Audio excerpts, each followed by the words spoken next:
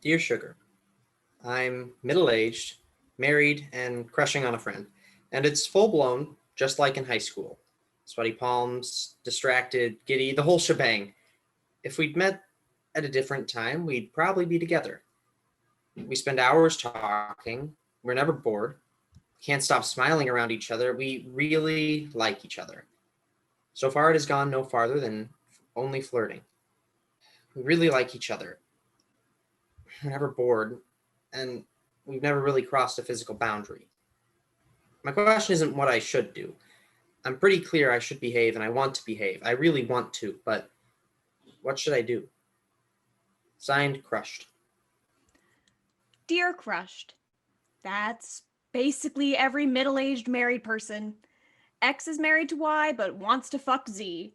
Because Z is new and is never going to bitch at you for forgetting to take out the trash. Z doesn't even care that you were late because Z doesn't wear a watch. Z is like a motorcycle with no one on it. Dazzling, going nowhere. Signed, Sugar. Dear Sugar, something is different. Who the hell are you? Hi, I'm the new Sugar. I knew it. Who are you? What's your real name? Let's keep it at Sugar. Do you write other things? Yes. Are you a published author? Yes. As an author of a real book or a blog? I've published some things, including a novel. So do you write the letters for the column? No. Wait, the letters are real? Yes. All of them? Yes. Do you have an office? Is this your job? No, I write at home at night when I'm supposed to be working on my next book. Have you ever written an advice column before? No. Are any questions off limits? No. Do you like it up the ass? No. Can we really ask you anything? Yes. What is your name? Sugar. Dear Sugar, what the fuck? What the fuck? What the fuck? I'm asking this question as it applies to everything every day. Best, WTF. Dear Sugar, the thought of staying in my marriage makes me feel panicky and claustrophobic. My wife and I have some things in common, but I don't feel like those are enough. I find myself fantasizing about dating other people. I'm also afraid I will get more bored as time goes on, and that there's no one better out there for me, that I should be grateful for what I have. Dear Sugar, I want to leave my marriage, but I don't want to embarrass her. I'm terrified of hurting her. She has been so good to me, and I consider her my best friend. I think I love her, but I'm not in love with her. Dear Sugar, I feel trapped and like I'm hiding the real me. I don't blame him for my discontent, but I never wanted to get married, and I don't know how to stop this charade. I want out, but how? Signed, Afraid to Leave. Signed, I can't do this. Signed, How can I hurt him? Dear all of us who want to please. There was nothing wrong with my first husband. He wasn't perfect, but he was pretty close. I met him a month after I turned 19, and I married him on a rash and romantic impulse a month before I turned 20. But there was in me this awful thing from almost the very beginning. A small, clear voice that would not, no matter what I did, would not stop saying, go. Go even though you love him. Go even though he's kind and faithful and dear to you. Go even though he's your best friend and you're his. Go even though your friends will be disappointed or surprised or pissed off or all three. Go even though you said once that you would stay. Go even though you're afraid of being alone. Go even though there is nowhere to go. Go because you want to. Because wanting to leave is enough. Get a pen. Write that last sentence on your palm, then read it over and over again until your tears have washed it away. When it came to my first marriage, I tried to be good. I tried to be bad. I was sad and scared and self-sacrificing and ultimately self-destructive. I finally cheated on my former husband because I didn't have the guts to tell him I wanted out.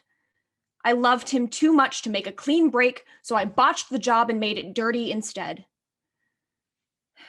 Divorcing him was the most excruciating decision I ever made. But I wasn't the only one whose life was better. He deserved the love of a woman who didn't have the word Go. whispering like a deranged ghost in her ear. We all know when we Need to. Want to. Must go. I only ask, will you do it later or will you do it now? Signed, Sugar. Dear Sugar, we still don't know who the hell you are, and seriously, who the hell do you think you are? This week, you're telling people to leave their marriages. Last week, it was the opposite. You said don't have an affair. You said don't be X fucking Z or you'll turn into a motorcycle. What are you trying to make us do? Signed, not buying it. Dear not buying it. My goal isn't to make anyone do anything. I'm offering advice based on my personal experiences. Oh, wow. Did you just make this about yourself? Are you a therapist? No. Are you in therapy? No. Are you even qualified for this gig? Dear Sugar, your advice is all over the place. How can you suggest in one column that we stick to convention and then in the very next one say that we gotta be bold? Make up your mind. Whatever. Why am I trying to figure out who you are? Do you even know who you are? Make a choice. Pick a lane. Signed, still not buying it. Dear still not buying it. Years ago, I was in a cafe with the man who is now my husband. We'd only been lovers for a month, but we were already in deep, thick in the thrall of the you tell me everything and I'll tell you everything because I love you so madly stage. On this day, I was telling him about my divorce, then my months of heroin use, which led to the tale of how I'd gotten pregnant by a heroin addict, and how I'd felt so angry about having an abortion that I'd intentionally sliced a line in my arm with a knife. He stopped me. He said, Don't get me wrong. I want to hear everything about your life, but I want you to know that you don't have to tell me this to get me to love you. You don't have to be broken for me. I remember that moment precisely. It wasn't a good feeling. I had never realized that I thought to get a man to love me, I had to appear to be broken for him. But when he said it, I recognized it. Here was a man, a good, kind, compassionate man, finally calling me out. You don't have to be broken for me. I didn't have to be broken for him, even though parts of me were. I realized I could be every piece of myself. I could be vulnerable and strong, fearful and fearless. I could be everything I was and wanted to be.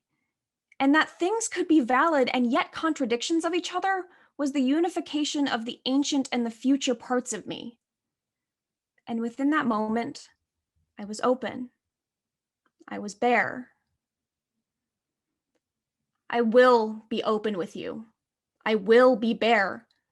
I will show you my brokenness and my strengths, and I will do my best to offer my best, tough, sweet, and even occasionally contradicting advice. I don't know if my unorthodox approach is wrong or right. Sure, advice columnists are supposed to position themselves as the ones who know, but I'm not that person. I am the one who doesn't know, but who will work really, really hard to see what I can find. This is who I am. Tell me, who are you? Signed, yours, Sugar. Dear Sugar. Dear Sugar, Dear Sugar. Dear Sugar, I was in an accident that injured my spine and now I'm secretly addicted to pain meds. Dear Sugar, I'm afraid of my violent older brother who has terrorized me since we were kids. Dear Sugar. Icky thoughts turn me on. I have repulsive thoughts of men taking me aggressively and my being submissive to them in bed. Dear Sugar, my wife drinks while I'm at work, and when I get home, she thinks I can't tell. Dear Sugar, my daughter has a tumor and is having brain surgery tomorrow, and I find myself doubting God's existence. Dear Sugar. My birth mother doesn't want to meet me. Dear Sugar, what the fuck? What the fuck? What the fuck? I'm asking this question as it applies to everything every day. Best, WTF. Dear Sugar. Dear Sugar. Dear Sugar, Dear Sugar. Dear Sugar. dear Sugar, Dear Sugar, if it's true that drug addicts stop maturing at the time they started using, then the same thing happens at weddings. Dear Sugar, I am worried I will die alone. Dear Sugar, when it comes to holding down a job, I'm the worst. Dear Sugar, I think I'm attracted to my teacher. Dear Sugar, are you there? Dear Sugar, where are you? Dear Sugar, why aren't you answering me? Dear Sugar, my roommate is selfish. Are you ever going to answer me? Dear Sugar, I dated this girl for a while until I realized she was self-absorbed, so I dumped her. And she became another one of my crazy exes. Then she had a fight with her best friend. They stopped being friends. That ex-best friend of my ex called me up to hang out. I ended up banging her. A few days later, she tells me she's engaged. She wears this weird short-haired wig while she breaks up with me. The thing is, I connected better with her in the 3 days we hung out, better than I did with my ex in months. Please help me figure out what I should do now, which woman I should be with. I'm not a smart man, but I do know what love is. Signed, Gump. Dear Gump, I keep politics out of this column, but just this once, let's recall what former Secretary of Defense Donald Rumsfeld quite wisely said, something like this. There are known knowns. These are the things we know. And there are known unknowns. These are the things we do not know.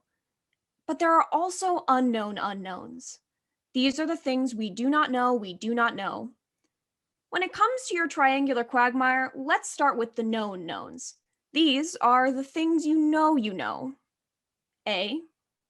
I didn't want to fuck my girlfriend anymore, so I broke up with her. B. I fucked my ex-girlfriend's ex-best friend for 3 days. Things were good. C. She put on a wig and told me she didn't want to fuck me anymore. Which brings us to the known unknowns. The things you do not know. A. How come so many of my exes are crazy? B. Is my ex-girlfriend's ex-best friend really engaged to be married, or is she trying to shake me? C. Why the wig? Which brings us to the unknown unknowns. The things you don't know. A. You don't have a future with either of these women. B. Neither is even thinking about you. And C. And yet you are loved. You wrote to me with your scared, searching, knuckle-headed heart on full display. It takes a lot to be that brave, and you are. So I love you. And the only advice I have for you is go find another girlfriend. Yours, Sugar. Dear Sugar, my sister has been in hospice care for 6 months. Dear Sugar, he said he only hired me because he's attracted to me. Dear Sugar, my 2 sons, ages 35 and 31, have returned to the nest. My home. They didn't ask. Dear Sugar, I was born with a rare blood disorder that has left me with physical deformities. Dear Sugar, what the fuck? What the fuck? I'm asking this question as it applies to everything, every day, best. WTF. Dear Sugar, my father is a narcissist, controlling, vain, volatile, and charming.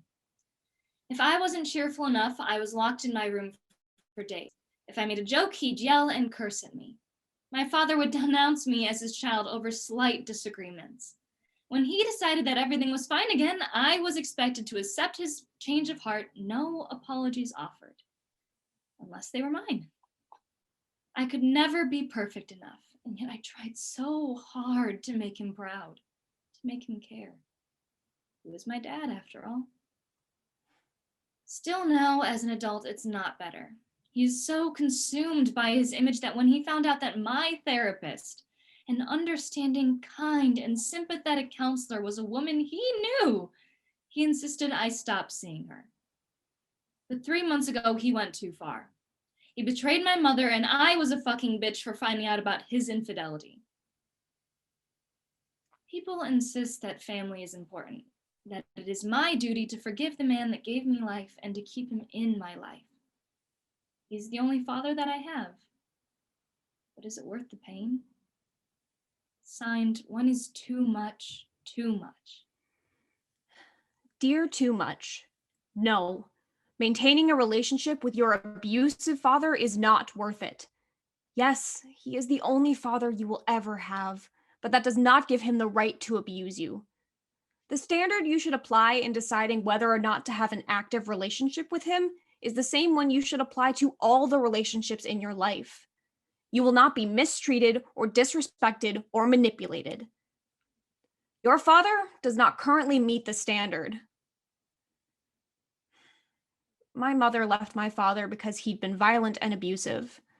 I hadn't had parents as an adult, and yet I carry them with me every day. They're like two empty bowls I've had to repeatedly fill on my own. I think your father will have the same effect on you. Even if you cut ties with your dad, you won't fully escape him.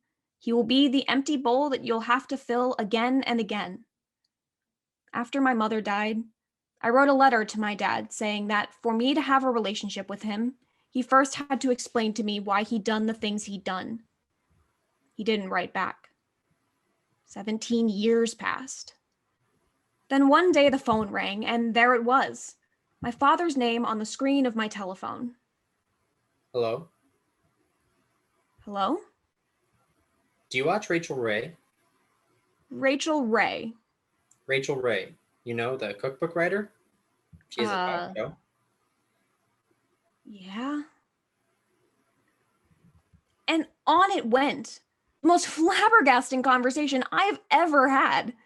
My father spoke to me as if we spoke every week, as if nothing that had happened, as if my entire childhood did not exist. The topics were recipes, poodles, cataracts, and sunscreen. I got off the phone 15 minutes later, utterly bewildered. He wasn't ill or delusional.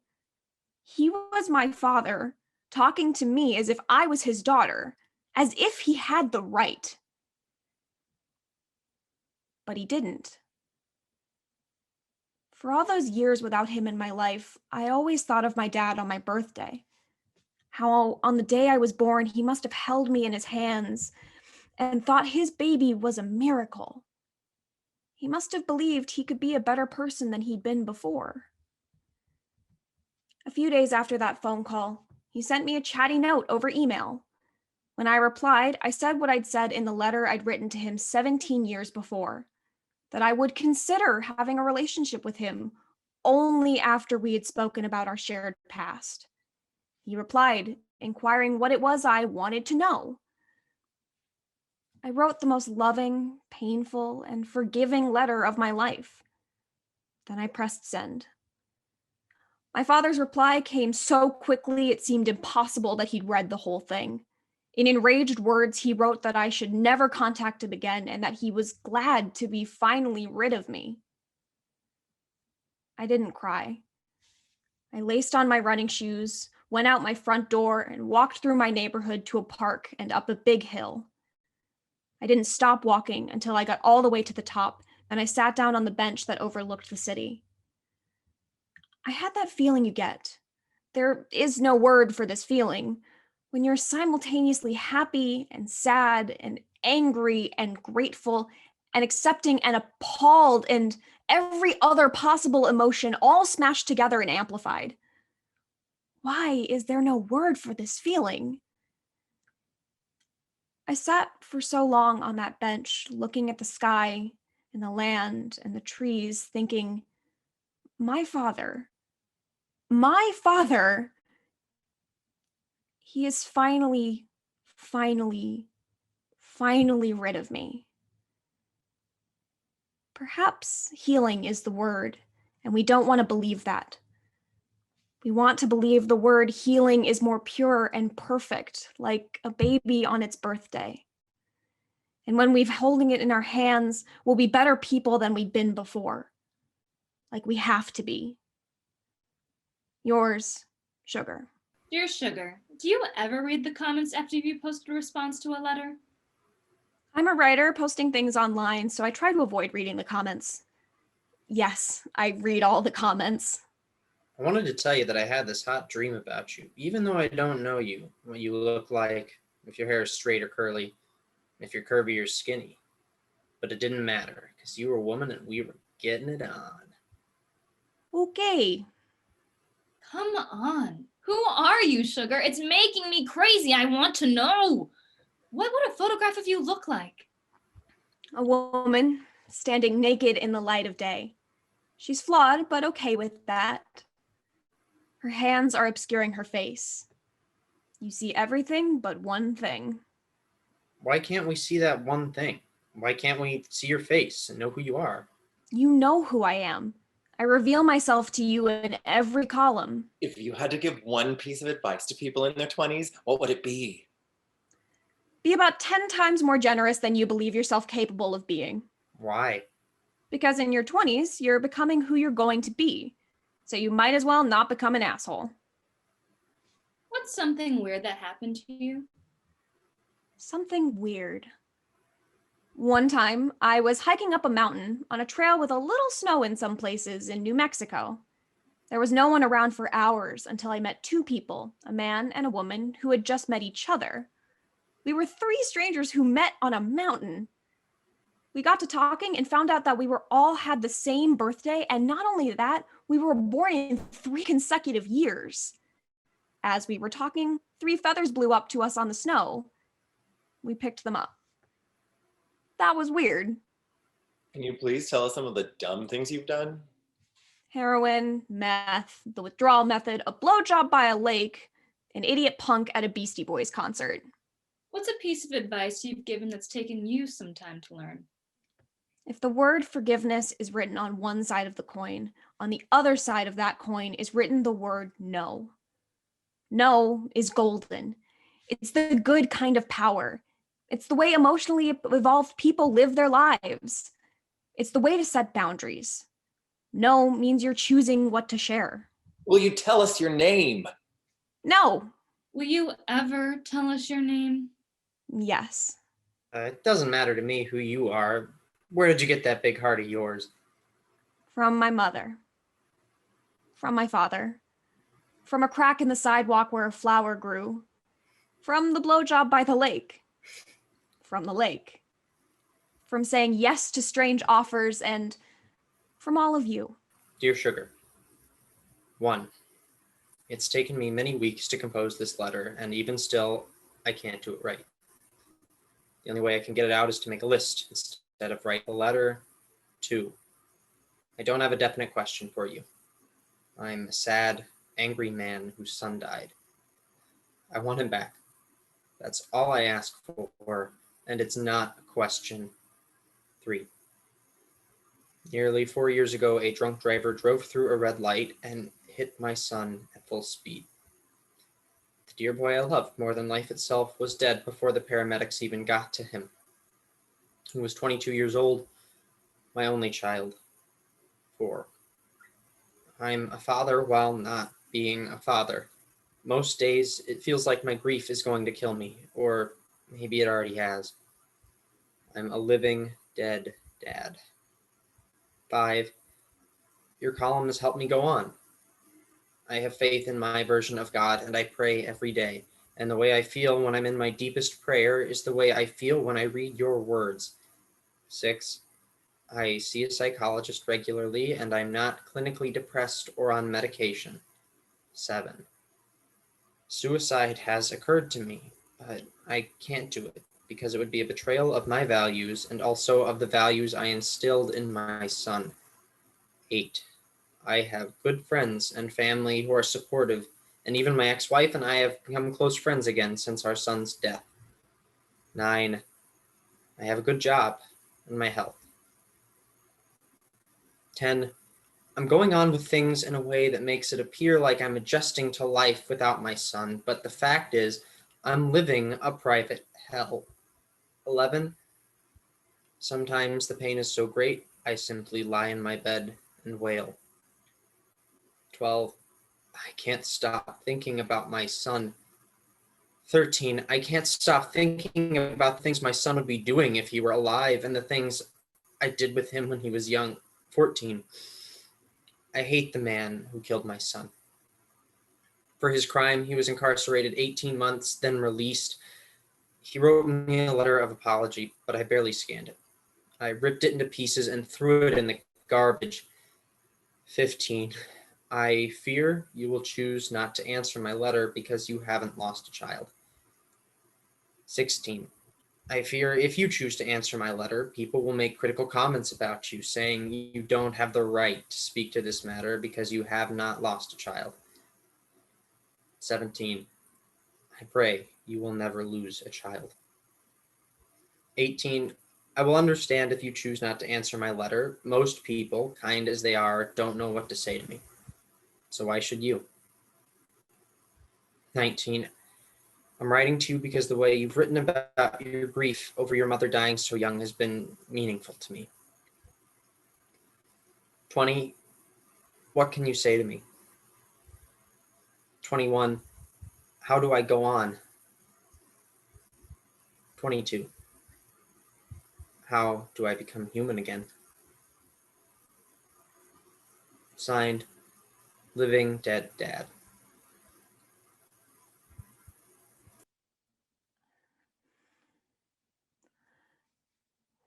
Dear Living Dead Dad. 1. I don't know how you go on without your son.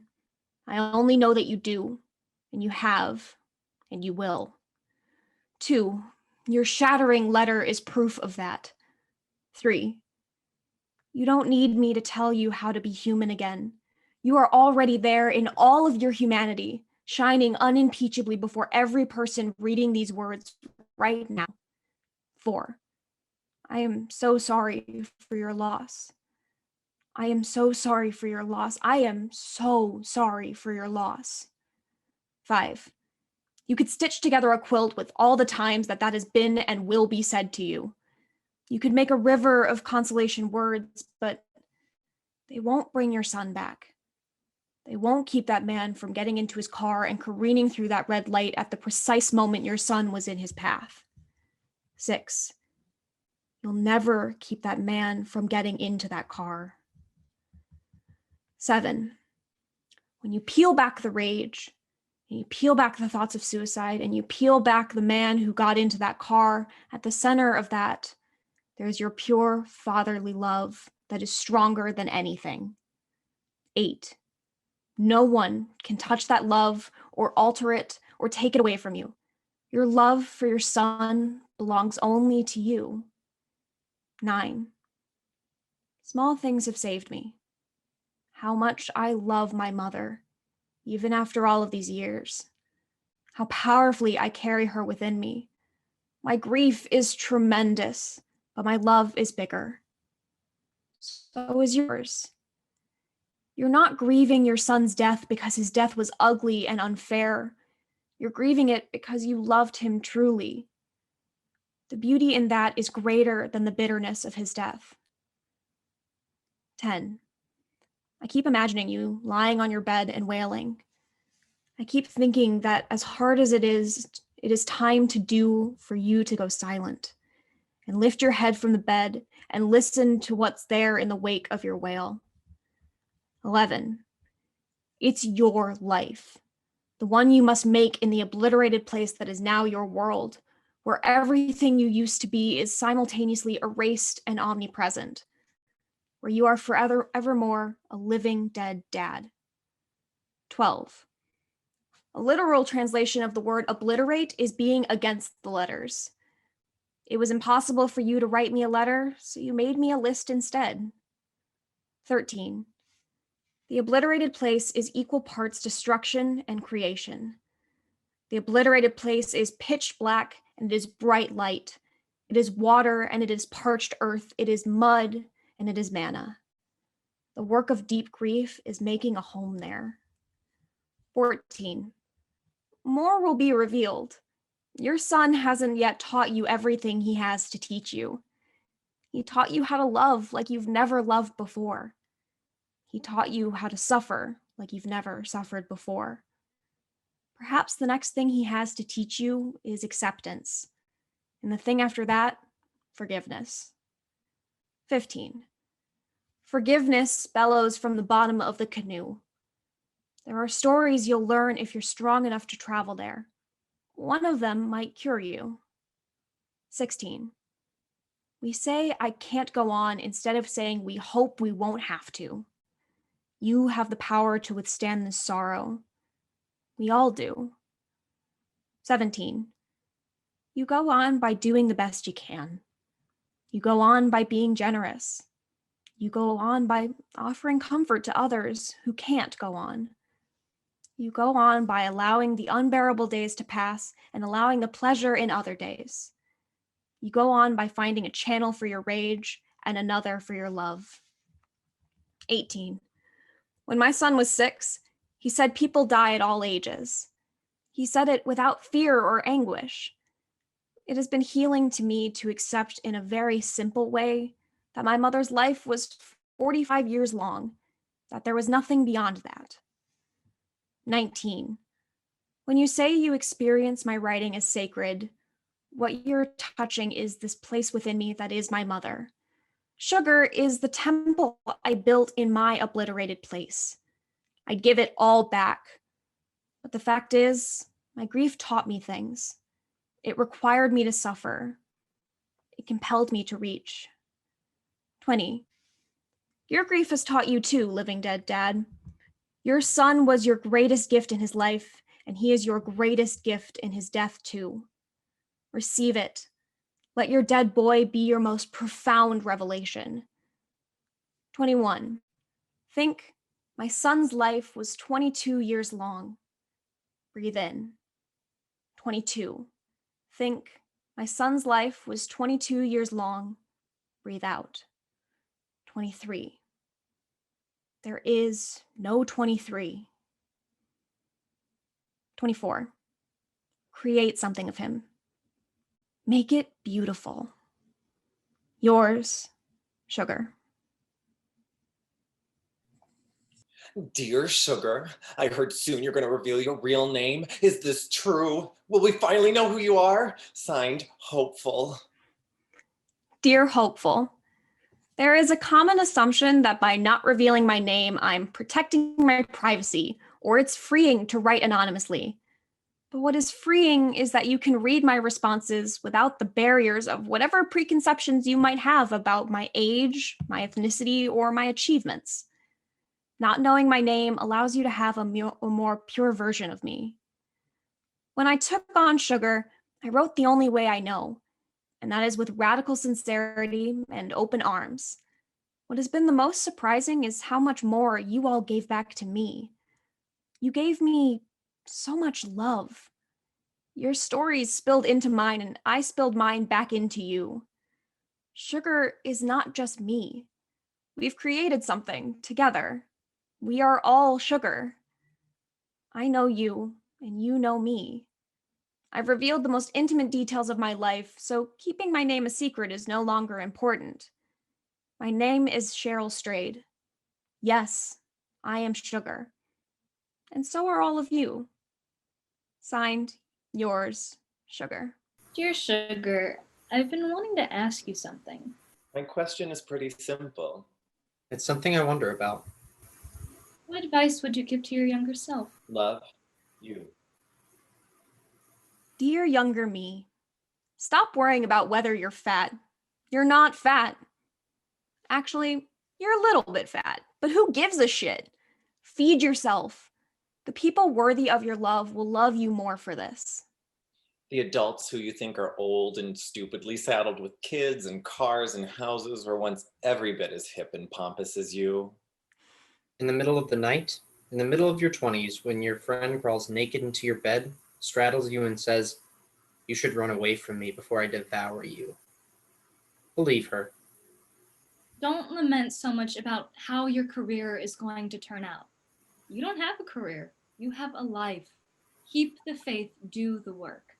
The useless days will add up to something. The shitty waitressing jobs, the writing in your journal, the long meandering walks, the hours reading poetry and novels and dead people's diaries and wondering about sex and God and whether you should shave under your arms or not. These things are your becoming. When that sweet but fucked up gay couple invites you over to their cool house to do ecstasy with them, say no.